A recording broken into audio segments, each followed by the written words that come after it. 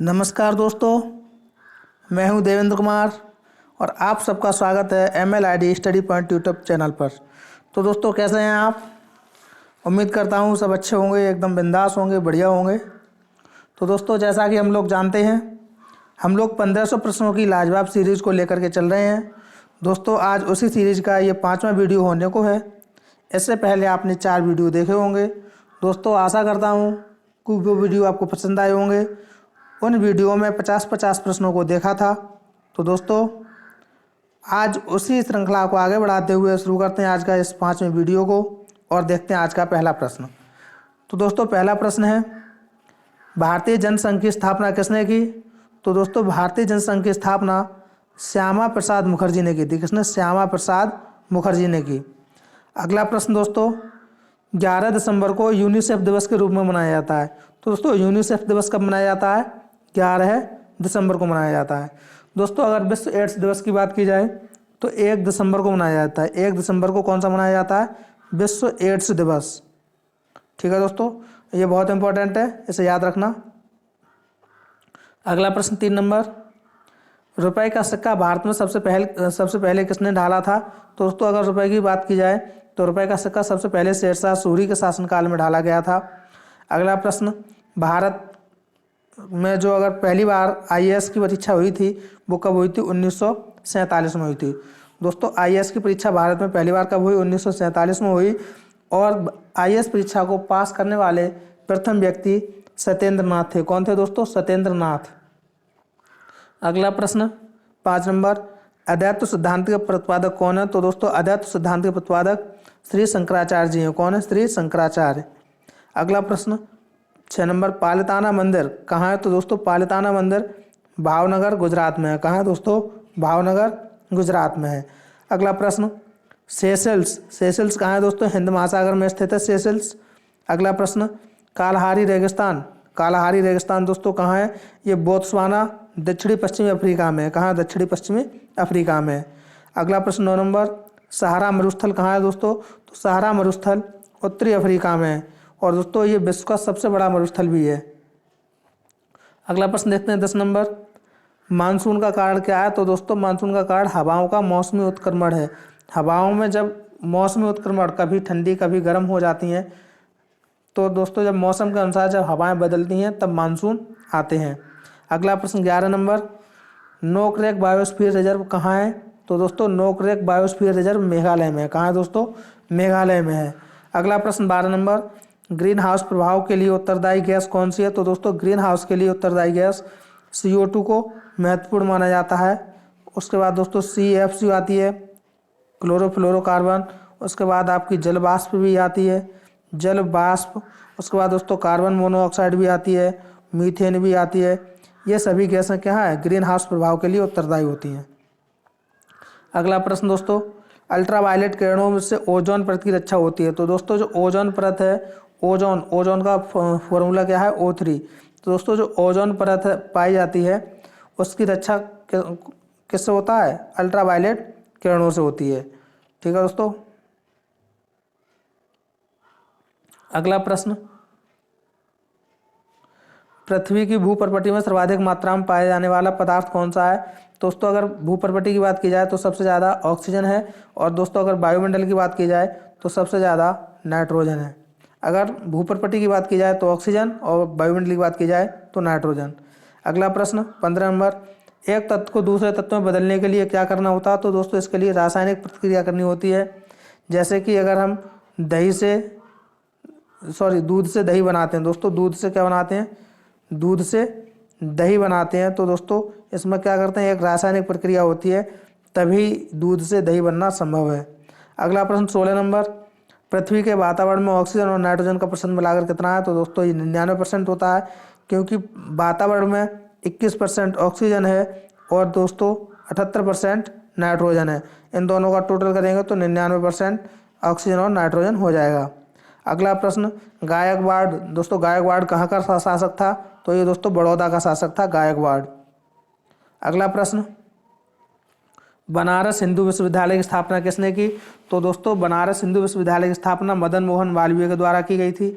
दोस्तों, यहीं अगर बात करें AMU की स्थापना अलीगढ़ मुस्लिम यूनिवर्सिटी की, तो दोस्तों ये 1920 में हुई थी।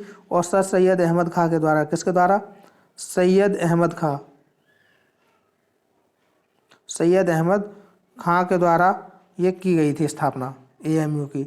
अगला प्रश्न, गोमतेश्वर की मूर्ति कहाँ है? तो दोस्तों गोमतेश्वर की मूर्ति कर्नाटक में है। अगला प्रश्न, सबसे कम वर्षा कहाँ होती है? दोस्तों सबसे कम वर्षा लेह लद्दाख में होती है। और दोस्तों सर्वाधिक वर्षा की बात की जाए तो मेघालय का एक स्थान है मासेराम। कौन सा? मासेराम। मासेराम में सबसे अधिक वर्षा होती है। अगला प्रश्न, कोलवा पॉइंट कहाँ स्थित है? तो दोस्तों कोलवा पॉइंट मुंबई में स्थित है। अगला प्रश्न, सुपरसोनिक विमान किसे हानि पहुंचाते हैं? तो दोस्तों सुपरसोनिक विमान जो होते हैं वो आयनमंडल को हानि पहुंचाते हैं। अगला प्रश्न दोस्तों, कवियों में माखनलाल चतुर्वेदी को क्या कहा जाता है? तो दोस्तों माखनलाल चतुर्वेदी की उपाधि है भारतीय आत्मा। तो माखनलाल चतुर्वेदी को भारतीय आत्मा कहा जाता है। अगला प्रश्न, झंडा गीत, झंडा गीत किसने लिखा था? दोस्तों श्यामलाल गुप्ता ने झंडा गीत लिखा था। और दोस्तों अगर राष्ट्रगान की बात की जाए तो रविंद्रनाथ टैगोर ने लिखा था। किसने लिखा था? रविंद्रनाथ टैगोर ने। और दोस्तों अगर मुसोलिनी, अगला प्रश्न की बात की जाए, मुसोलिनी कहाँ का निवासी था? तो मुसोलिनी इटली का निवासी था। दोस्तों अगला प्रश्न है, चैंपियन ट्रॉफी का संबंध किससे है? तो दोस्तों चैंपियन ट्रॉफी का संबंध क्रिकेट से है। किससे है दोस्तों? क्रिकेट से। दोस्तों इसके लिए मैं आपको एक ट्रिक बताता हूँ। ट्रिक है रणजी और विल्स क्रिकेट के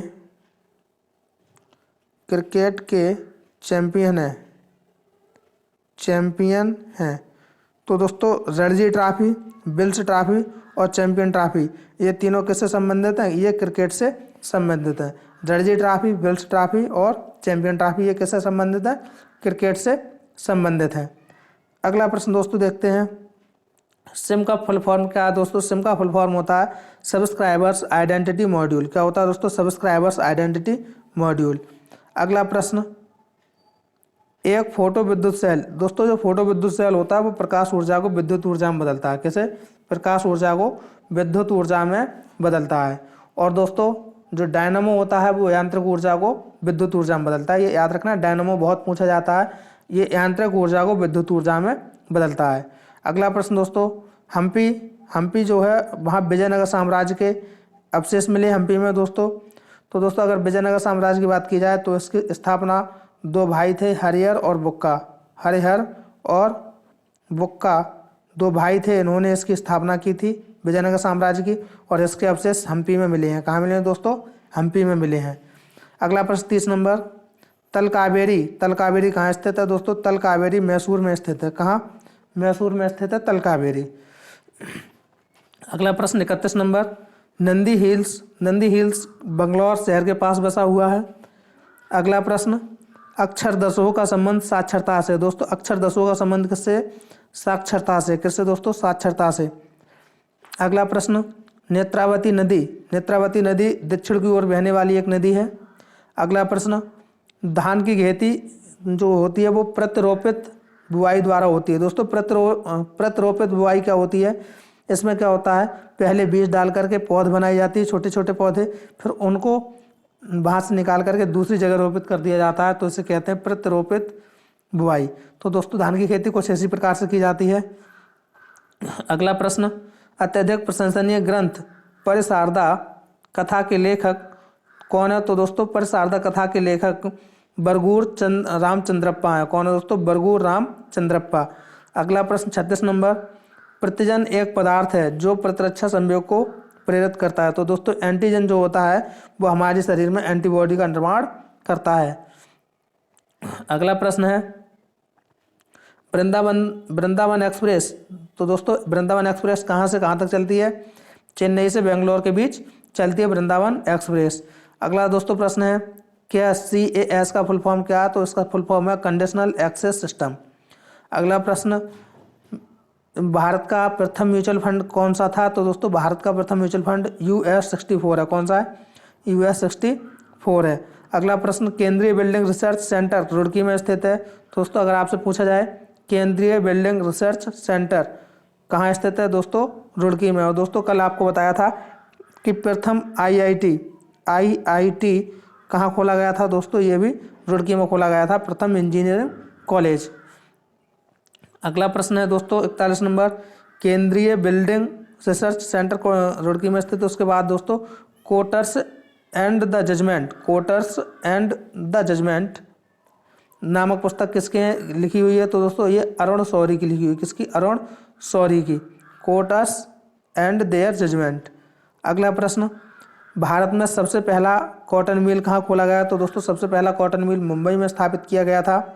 अगला प्रश्न है 43 नंबर, वायसराय द्वारा नियुक्त किए गए हंटर कमीशन ने जलियांवाला बाग त्रासदी विषय में तहकीकात की थी।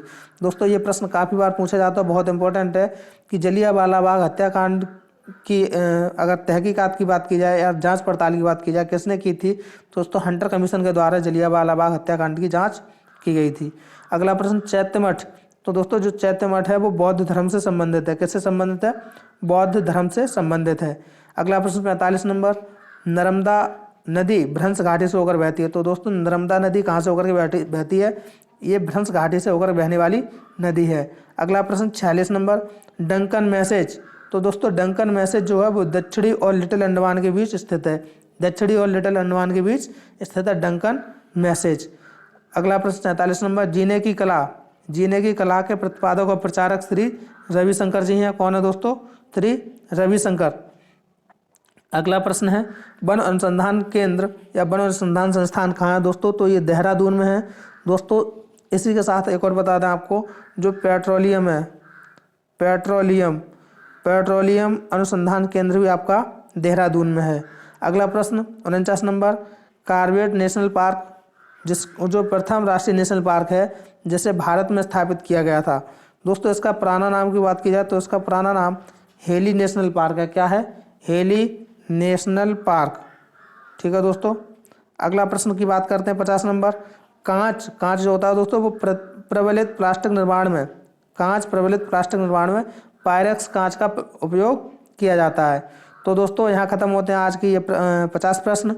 दोस्तों वीडियो कैसी लगी ये कमेंट के माध्यम से ज़रूर बताएं।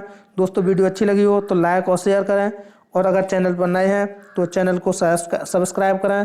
दोस्तों अगर इस क्लास की PDF पानी है तो आप टेलीग्राम ग्रुप पर जाएं, टेलीग्राम पर जाएं और वहाँ सर्च करें @MLID स्टडी पॉइंट। दोस्तों क्या सर्च करें? MLID study point. और दोस्तों इसे सर्च करने के बाद ग्रुप से ज्वाइन हो जाएं, वहाँ आपको सभी प्रकार की PDF मिलेंगी। तो दोस्तों आज के लिए इतना ही। Thanks for watching. तो दोस्तों मिलते हैं अगली नई वीडियो में, तब तक के लिए धन्यवाद।